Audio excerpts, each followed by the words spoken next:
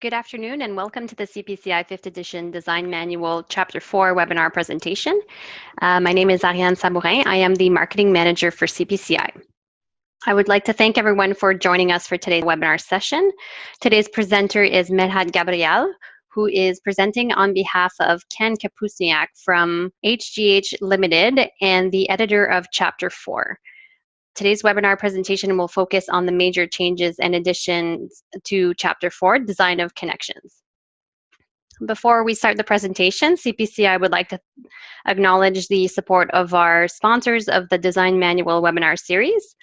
Thank you to the following companies: BASF, MCM Industrial Consultants, JVI Inc., and Ultraspan. It is this type of support from our members that assures CPCI can continue to deliver high-quality programs and services such as this, and to build on our body of knowledge for the architecture, engineering, and construction industry. Today's webinar will be approximately 45 minutes in length. Participants will be muted from the discussion, but you are welcome to type in any questions in the Q&A box that is on your screen, and these will be answered at the end of the presentation. So without further ado, I will now turn it over to Medhat for the presentation. Thank you. Thank you, Ariane. Good afternoon, ladies and gentlemen.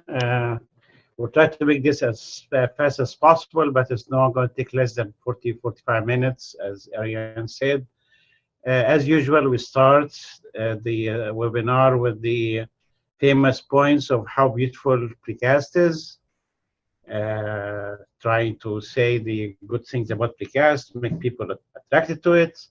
Structural construction and speed, the fact that Phi sub C is 0.7 as opposed to 0.65, which is the value for cast-in-place concrete, and of course the fire-resistant durability, and the fact that it's pre-stressing is part and parcel of precast construction. Many of the elements are pre-stressed. They give us nicer headrooms in buildings, and also the parts that's very important to us in the industry. The fact that pre-stressing reduce the possibility of cracking, and therefore gave us a very nice prospect when it comes to maintenance of buildings. Next, please. And more of the same famous line. Architectural precast concrete is the fact that is cast in plants with nice forming. We give the architects all their dreams in terms of shapes and sizes and colors and textures, again, as opposed to cast in place, and it gives us much better thermal and acoustic quality. And because of we can produce and erect almost all year round, it's very good feature for a country like ours here when the climate is harsh in winter time. Thank you. Next. The subject that we'll be covering today are bearing pads, shear friction, basically everything that connected to connections, so to speak. Pardon the pun. Connections are extremely important to us when it comes to precast, because that's where the building float or sink. All problems that we have with precast are more or less mostly related to connections, where the bad connections, ugly connections, properly designed, or properly or improperly maintained, when you see cracks and when you see all kinds of rusting and what have you. The elements themselves are not much of an issue, practically speaking. When it comes to our industry, it is essentially the connection that's more or less hold the whole thing together on one piece.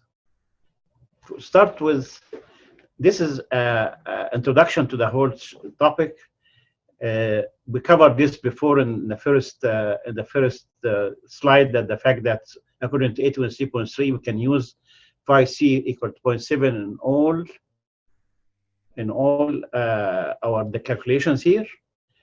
Because, as I said 5 seconds ago, the connections are very important, very serious business.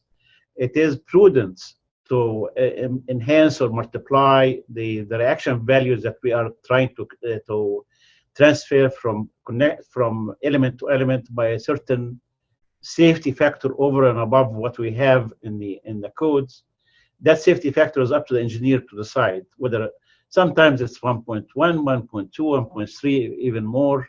But it's a good idea to have more than what the calculation analysis shows us to design for as an extra safety precaution. In addition to that, because of the bearing pads restraint, usually there is a horizontal component of the reaction that's not shown in the calculations that need to be added to the design of the connection. This horizontal component, again, it is a matter of rule of thumb. Usually we take it as 0.2, the factor vertical loads. Some people take it less, some people take it more, but 0.2, the value of the vertical load, is a reasonable amount. Next, please.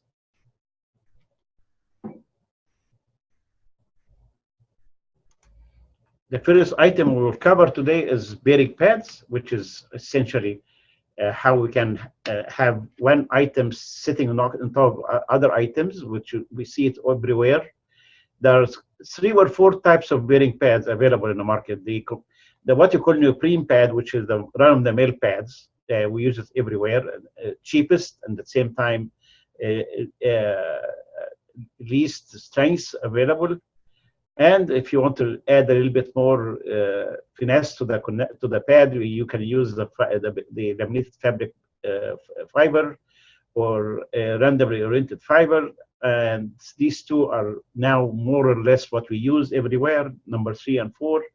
Number 5 is a Teflon pad. Usually you see in where you have expansion joint or a situation where you are inducing sliding.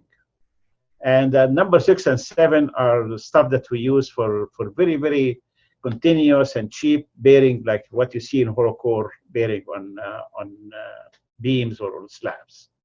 So essentially are 1, 2, 3 types. Here is a pad. Here's a basic pad that we are talking about. That's basically a double T supported on IT. And here you go. That's more or less a nice pictorial for that. Pad design depends on something called shape factor. You all know that, the shape factor, and also the diameter value, which is the hardness value. This little table here says it all in terms of how we calculate the allowable compressive stress for different types, the unreinforced, the random, or the cotton fiber. And also you had the recommended thickness and the rotation, because most of the elements are simple spans, so there is a certain rotation at the end of the supports, and the bearing pad will take that rotation and squish itself.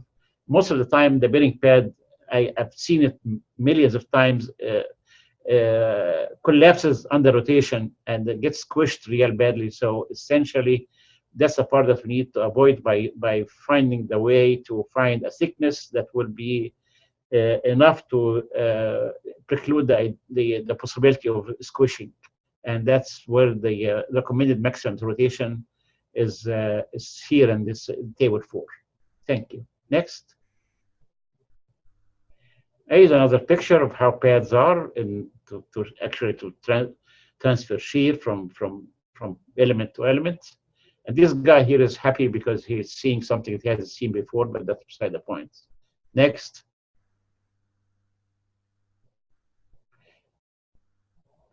Okay, huge amounts of the calculations of connections is based on this marvelous principle of shear friction.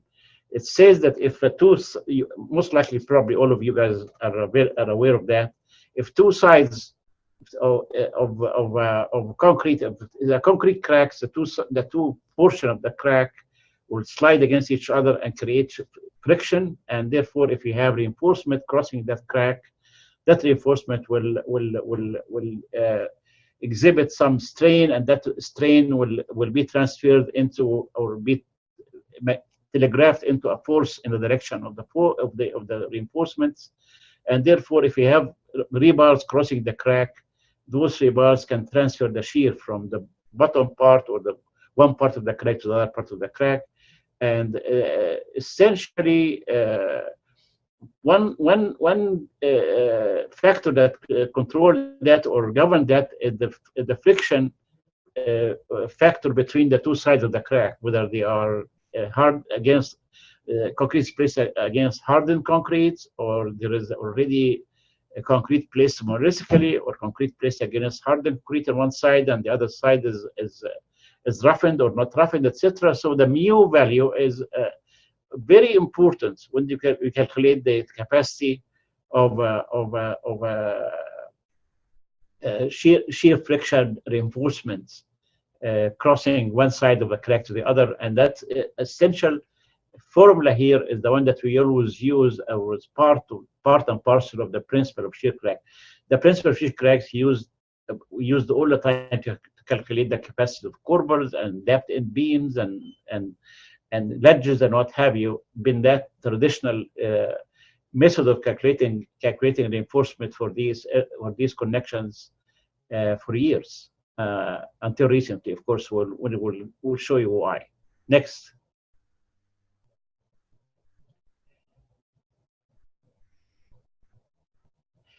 First item of business after the nice introduction or not too nice introduction is bearing of concrete. If you have two elements of concrete supporting the other, there is a basic expression of capacity of concrete in plane without any reinforcements. This is the famous formula that we have in the code, and we have been having it for a while. The capacity of the bearing of concrete without any reinforcement is this elementary expression. And of course, that square root of A2 over A1 that cannot be more than 2 is the bonus that we have in the expression to enhance the capacity as per the nice diagram we have on the right here. We have that in the manual as well. This is all the news, all the stuff. We don't need to sit time on it so much. Next. But if you want to take into effect the reinforced concrete bearing, when the plain bearing is not enough, or you worry about using that plain bearing, you decide to use the typical reinforcement for bearing, and this is also a shear friction principle calculations. There are two types of reinforcements in that assembly: the main reinforcement at the bottom, and the ASH, which is the shear reinforcement that's crossing the crack number 2. There's two cracks here: crack number 1 and crack number 2. The crack number 1 will calculate for us the main reinforcement A sub S, and the crack number 2, the higher crack, will calculate for us the shear reinforcement or the ties ASH. And notice that that main reinforcement need to be anchored, of course, at the edge of the beam. You have to anchor it to an angle or the plate and weld it properly, so it can develop immediately after it leaves the plate to resist the crack to resist the force at the first crack appearance, which is crack number 1 at the bottom there. There's an example after that. Next, please. The example after that, following this principle, and you can find that example in page 416 in the manual. It's just basic application of the shear friction principle to calculate the reinforcement needed for a typical beam in bearing. Now we're talking about the compression strut and tension tie model. This is the approach that have been introduced in the Canadian manual, which is based on 823.3 shear clause 11 that caused revolution in the whole concept of shear analysis. about maybe 20 years ago or so. And this particular certain time model is one of two approaches that we allow, or two approaches that are essentially recognized. Either use a certain time model to calculate the required reinforcement for connections like corbels and Dapped end and bearing pad, or use the principle of shear friction. Both of them are acceptable. The principle of shear friction is the traditional principle, and the compression certain time model is the one that's been added later in the manuals and in the code. Not later, I mean not yesterday, but maybe 10, 15 years ago, I would say. But not too many people use it because it's a little bit more cumbersome. And at the end of the day, the difference in the results is not that particularly large. But the compression strut and tie model is more comprehensive and gives you more rigorous results representing real life better than the shear friction approach. However, as still today, we accept as engineers the two approaches. Essentially, introduce some kind of a certain time model, like a truss model, resisting the force that's being transferred from beam to column, or from double T to corbel or whatever. And this truss model is analyzed based on the simple statics.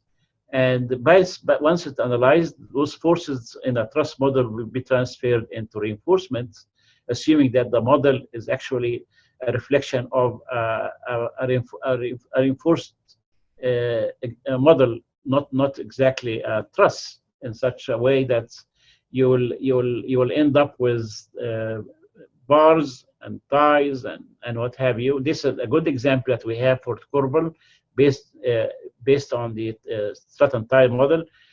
A force is transferred to a corbel, and of course we don't forget that the 0.2 value of the vertical force, which is with the horizontal value, and the two values acting at the corbel, the corbel itself is transferred into or changed into a kind of a virtual truss, and the forces in that virtual truss is calculated based on the dimension of the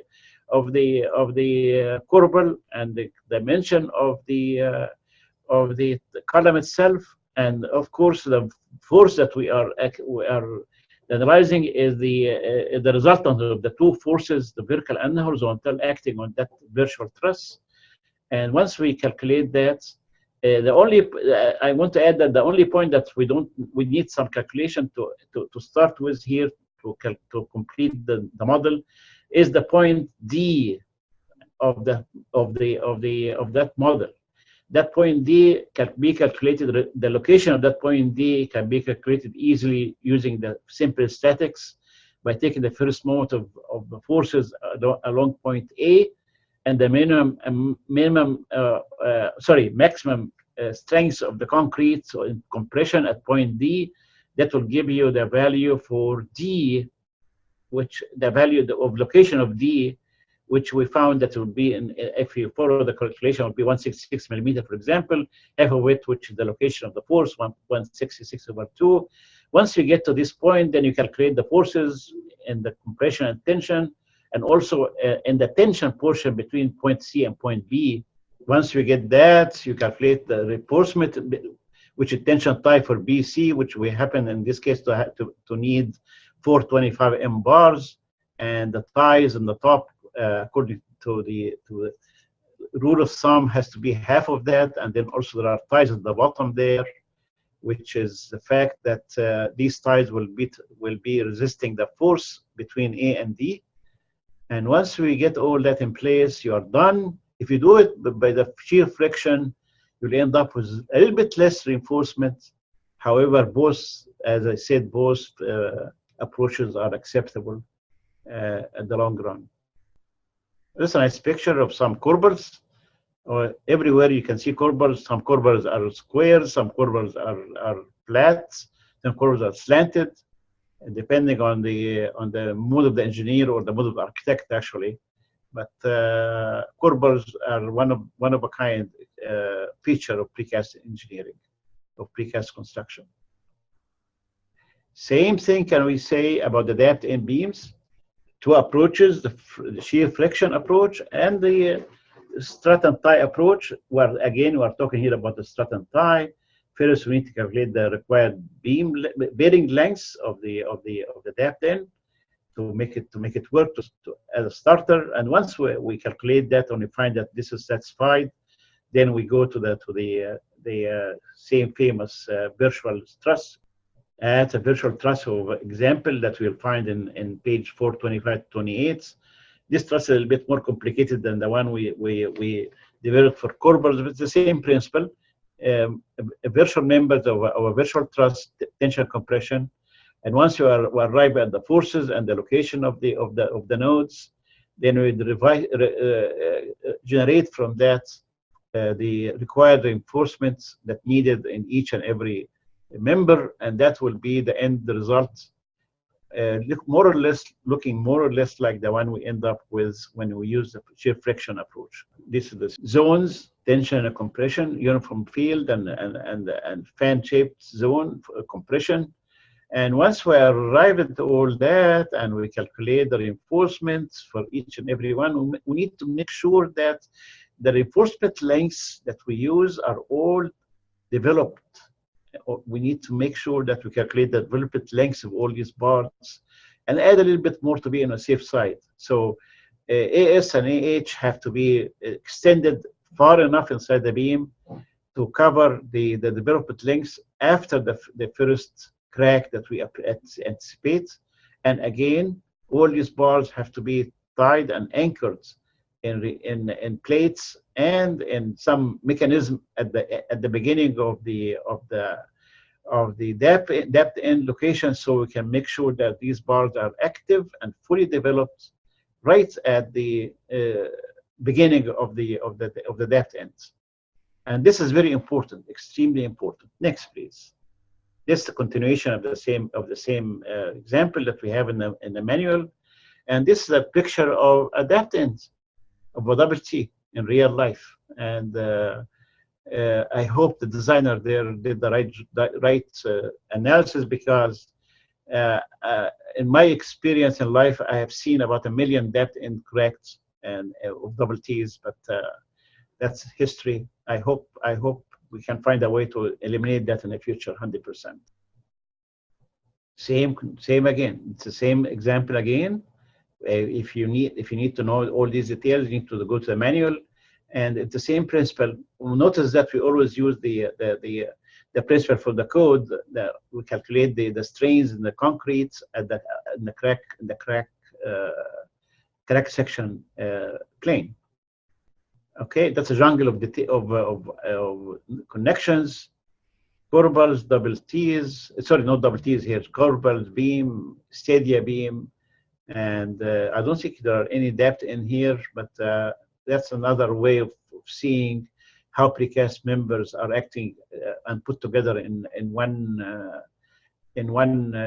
structure. And once they are covered, nobody will notice that they are precast. Same approach being used to Dapped end. Again, I'm repeating myself now. Two ways of calculating this: shear friction and strut and tie. What I'm showing you here is the strut and tie approach, and again you calculate the forces VF and NF, and then you apply that to the depth to the ledge, and you construct the virtual truss model, and you calculate the forces in the virtual truss model, and from there you calculate the reinforcement needed. And here's the example, and here the virtual truss that I'm talking about. And the pictures show a ledge in real life on a form, and ledges don't usually crack, but double Dapped ends usually crack. And some Corbels crack, but not that many. Dapped ends are very important to make sure that they are safe. Weld-headed studs is a very extremely important tool that we use in precast all the time.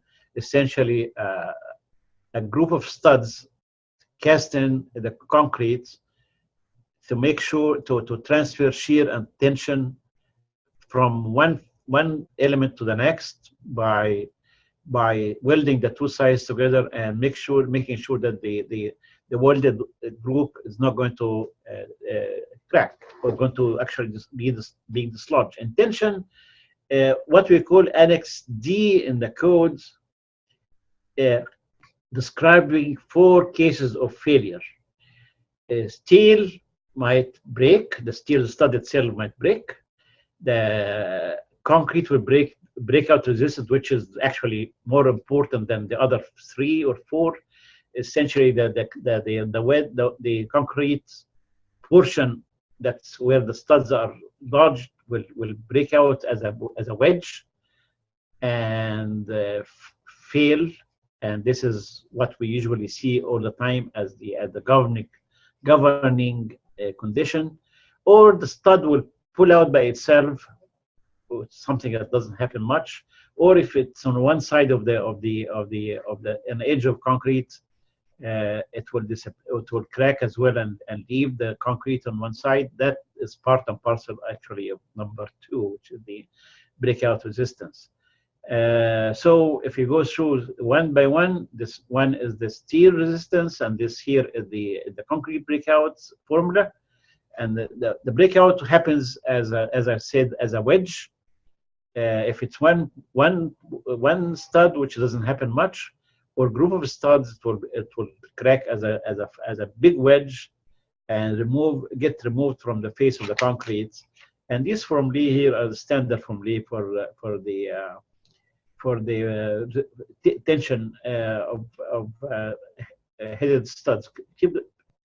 And this here is the pictorial showing us how that wedge will develop, whether it's 1 or 2 or 3 or 4, or whether it's at the edge of concrete or right in the middle of a extended surface, or actually 2 sides, and the 2 sides are extended, or corner where you have the plates lodged in a corner, and you have 2 sides extended, 2 sides limited. And all these from Lee here and all these conditions we see every day in real life. And the formula above is the concrete for pullout, as this taken from Annex D, and of course the side blowout also taken from Annex D. But in reality, to be honest with you, when we designed the headed studs group in tension, we always use what we have in the manual as the final approach. I have to be honest with you, there is a certain daylight between Annex D in the codes and what we use in the manual for tension and for shear.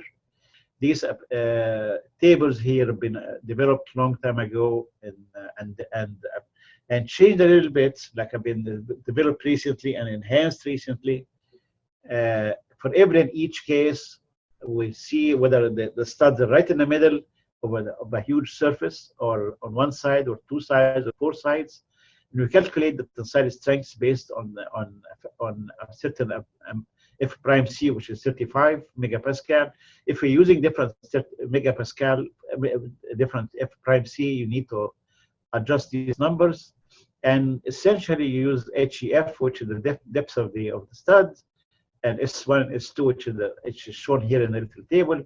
You go to the table and you find out exactly what kind of capacity you have for that particular group of studs. And it's if you go to the manual, you find the different pages carrying different conditions.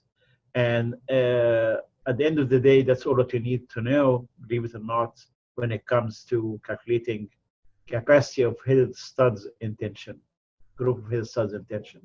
Next. I bet you anything that lots of these group of headed studs have been used in this building, maybe a million of them, I would say. This is a total precast structure in Waterloo, Ontario. And it's famous because it's the highest total precast structure in Ontario. I think there are 2 of them next to each other.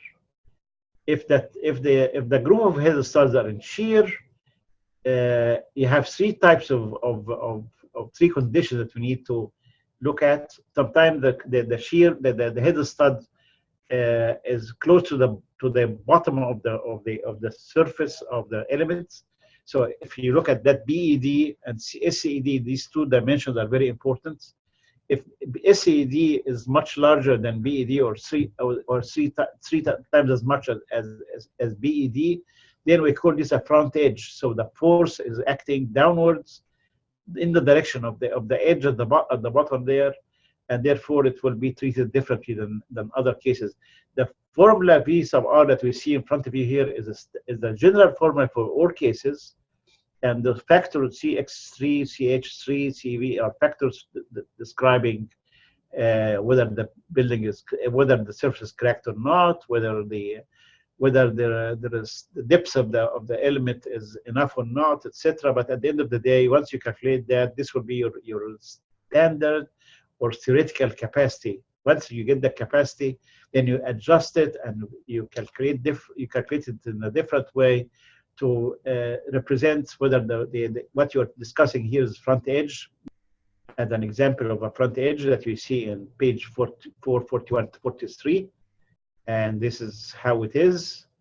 In real, did you see that in real life when the force is acting in the direction of the edge, but away from the sides, from the side edge? The example shown below, the Detal diagram shown below, is a different case where the side edge is much smaller than the BED. So that would be a different case that we'll be talking about in a second. And that would be a different case when CED divided by BED is more than 3, then you calculate it as if it's front edge. Then BED is as a side edge. If it's BED, CED over BED is between 0.2 to 3, then you calculate it as a side edge or the corner, and therefore it has different capacity formulated from the basic strength capacity expression, but essentially modified to adjust for the fact that you have a case where you have the plate very, very close to the side, but away from the front edge of the bottom. And that's another example of that, where this here is a case where you have, I believe this is a corner case where you have the plate is close to the side, but not close enough to the bottom, or at least within these two limits, 0.2 to 3. And now we have the third one, which is when you have CSED over BED is less than 0.2. That's what happened on columns and very narrow elements where you have a plate between two sides and the bottom of the elements way far from the plates. Therefore, this is a case which is totally different than the other two. Like this, for example, like what they're showing below here. A plate mounted on a column or a very limited area of concrete. And that is a third case that we need to look into it separately. So to recap, when you have the element, the plate is somewhere in the middle of the element, but close to the bottom, and the force is acting in the directing us to the bottom. The second one, when you have a plate close to the side, but away from the bottom within these two limits. The third case, when you have a plate that lodged between two sides and away from the bottom. And that would be what you call the side condition. Each one of them based, again, on the basic formula, and then this basic formula gets to be adjusted, modified, reduced, played with based on so many factors, including the dimension, the geometry of the elements, and the thickness of the element, and the depth of the shear stud, etc., all given in detail in the book as well. Now we can have a case where you have the two acting together, shear and torsion, shear and tension. If the shear is less than 0.2 0.2 of the capacity, then you can ignore the shear. If the tension is less than 0.2 of the capacity, you can ignore the tension. But if they are not, then you have to calculate these two, make sure that you satisfy these two conditions shown in the diagram here. And in this case, the two conditions have to be covered. You cannot have one without the other. That diagram here is very helpful to give you an idea how the limits are satisfied. 1 and 2, one case, and the two formally has to be satisfied, not one. And there are lots of cases when you have the two together. That's a nice picture of Pittsburgh International Airport. It's a structure that's been all precast, one of the early all precast structures in North America, early precast airports in North America. And that was like 30 years ago, I believe. That's an example where you have the two acting together. It's a bracket. The bracket has a force and the VF equal 100 kilonewton. And that it's because you always have to add, sorry, the 2% horizontal force. So you have 100 kilonewton vertical, 20 horizontal, acting in a bracket, and this bracket is welded to a plate, and this plate is anchored or cast in a column or a wall, and therefore these two forces will, in reality, develop a moment on that stud group, and that moment will be translated into tension compression. At the same time, you have shear that you need to transfer, which is the 100 kilonewton, so that the group on top, the group of studs on top, will actually have tension and shear acting on them at the same time. And this example is very helpful and extremely beneficial and educational to explain how and when the two effects acting together, tension and shear, and how we calculate the double effect using that diagram that we just showed you 5 minutes ago or 2 minutes ago on the other slide. Connections of columns to beams and double T's and high-rise parking garage, more or less what we talked about 5 seconds ago. And in these cases, sometimes in these high-rise columns we use, because of the fact that we have very limited beam width to deal with, in many cases we sometimes resort to something funny that we don't really care much for, or we don't use much, which is steel bracket as opposed to concrete corbel. And that steel bracket is, most of the time, it's HSS lodged or anchored inside the column, and that HSS is essentially tied or welded to bars, and these bars, top and bottom bars, will transfer the moment and the force to the concrete. There are two basic formula here. One, to calculate the capacity of the concrete back section in shear, which is the formula highlighted to your left, and the same formula, the same capacity can be calculated by exploring or examining the steel portion of the bracket, which is the formula highlighted to the right. Your point is the two formulae have to be satisfied.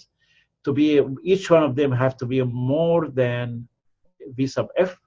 So in other words, VR will be equal to VC plus VS. And once you get to that, then you calculate the size of the section, the steel section that you have there, the HSS section. If you get to the next one, you will see a nice picture of how these things are put together. Here it is, a steel bracket welded to the concrete column inside, and the concrete column is essentially having bars welded or ties or anchors welded to the steel section, and the two together will act as one, and the capacity of the bracket or that particular corbel will be based on the combination of the shear capacity of the concrete in addition to the shear capacity of the steel section. It's a bit awkward and a bit cumbersome, but it happens sometimes. We have to do it sometimes. Hangers, the cazaly have been enhanced recently very much. The cazaly hanger been around since the 60s based on the nice idea, brilliant idea developed by Professor Cazaly, who was a professor of precast concrete, and I think it's Bishop Toronto way back in the 60s. I met him once. It's basic and very elementary. It's based on a cantilever cantilever mechanism, where we say that the reaction of the hanger at the concrete at the inside the beam will be placed in such a way that the ratio between the cantilever portion and the beam portion is 1:3, and this is the essential element of the principle of the cazaly hangers, and that's why you have this 1.33 VF or 5 CFY as the area required for the strap. There is a strap wrapped around the cazaly, and also there is a bottom reinforcement and a tail reinforcement, and also there is a tire reinforcement, which is the AVF. Each one of them is being calculated differently based on shear friction analysis and the statistics, and also rule of thumb. Sometimes we use rule of thumb to calculate these things. As an example, I believe, these are the different formulae. Of course, there's a moment that will be acting on the steel section that need to be calculated to calculate the size of the steel section, Z sub F, Z sub R that you have there that you need to calculate, Z required. And then the A sub N, again, you have to make sure that you add the 0.2 of the force as a horizontal component, never miss that. And also make sure that you calculate the tail reinforcement at the bottom, in this case where you go back to the shear friction approach. The cazaly hanger had been used and reused in such a way that the strap itself can be made of bars, rebars, or steel. We have been used these bars many times. Also, the main element can be a solid piece, can be tube, and also can be more than one tube. You can have 2 tubes next to each other or 4 tubes on top of each other in such a way that you can enhance the capacity of the cazaly to much more than what we people might think. Like some cazalys have been designed to carry, I would say, at least maybe 1,500 kilonewton or maybe 2,000 kilonewton in many cases, or even more, based on the fact that you can use huge HSS section filled with concrete. Some of them are 2 on top of each other, fully welded to each other, or 4 on top of each other. And instead of using steel straps, we can use rebars, high-strength rebars instead of straps. So there's quite a bit of play with that cazaly, and also it came back to fashion now after years of disappearance. And the example we have in the book is brand new example, and it needs to be read carefully to make sure that you get all the benefits from it. This is an example of a cazaly. We can read this as a continuation of the example, I think. The last but not least, the little Loov Hanger, which is developed again by my friend, Mr. Dr. Loov, and it's the same principle, but Loov Hanger is very limited in capacity. Like it can be used for small amount of forces, can be used maybe up to maybe 100 kilonewton at the most or something like that. But it's the same principle. It's used in double T's essentially if you want to. But cazaly is definitely much more used than Loov Hanger. I think that's well done. That's it. Thank you. Great. Thank you for this informative presentation, Medhat. Please mark your calendars for the upcoming webinar presentations. The next one for Chapter 5, Architectural Precast Concrete, will be held on Wednesday, September 12th, and that's at 1 p.m. Eastern. And all of the other presentation dates are posted there on your screen.